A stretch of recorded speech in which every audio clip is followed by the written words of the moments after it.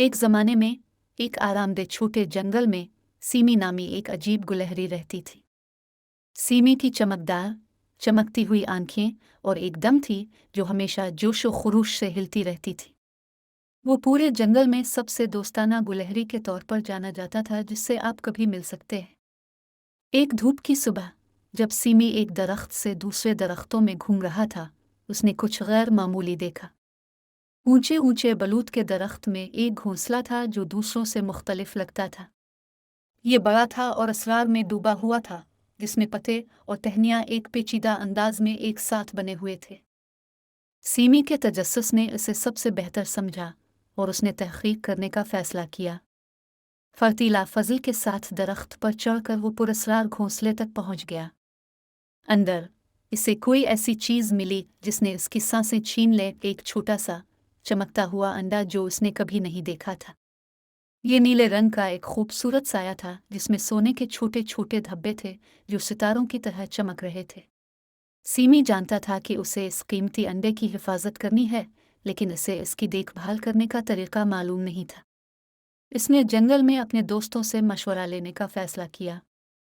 सबसे पहले वो अक्लमंद बूढ़े अलबर्ट से मिलने गया, जिसने इससे कहा, अंडे को गर्म और महफूज रखो सीमी। कभी कभी तुम्हें सिर्फ मोहब्बत और सब्र की ज़रूरत होती है। इसके बाद सीमी ने मदर रैबिट से मुलाकात की, जिसने कहा, कभी कभी छोटे बच्चे चीज़ों को बढ़ने के लिए सिर्फ वक्त की ज़रूरत होती है। सीमी ने उनके मशवरे पर ईमानदारी से अमल किया। उसने अंडे के लिए एक आरामदेह घोंसला बनाया, इसे अपनी तेज़ दम से गर्म रखा और हर रात इस पर लोरी गाता था। दिन हफ्तों में बदल गए और अंडा खामोश और साकित रहा। एक जादुई सुबह जब सूरज ने आसमान को गुलाबी और सोने के रंगों से पेंट किया, सीमी ने घोंसले से हल्की हल्की आवाज़ सुनी। इसका दिल जोश और खुरूश से दौड़ रहा था, जैसे एक छोटी सी चूंच खोल में से टकराई। इसके बाद दो रोशन आंखें जो इसकी तरफ देख रही थीं।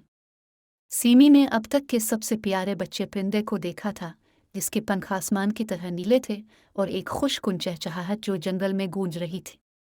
सीमी ने न सिर्फ अंडे की हिफाजत की थी, बल्कि इसने दुनिया में एक नया दोस्त लाने में भी मदद की थी। इस दिन के बाद से सीमी और वो छोटा सा नीला परिंदा, जिसे इसने स्काई का नाम दिया, लाजिम मलजूम हो गए। उन्होंने एक साथ मुहिम जोई, हंसी और जंगल की खूबसूरती का इश्तराक किया। और सीमी ने सीखा कि बाज़ औक़ात जब आप मुतजस्सिस और मेहरबान होते हैं तो आप दुनिया के सबसे शानदार हैरतों को दरियाफ्त कर सकते हैं। और इस तरह आरामदेह जंगल के दिल में सीमी और स्काई खुशी से रहते थे। ये एक याद दहानी है कि मोहब्बत और तजस्सुस की सबसे छोटी हरकतें भी सबसे बड़ी खुशी ला सकती हैं।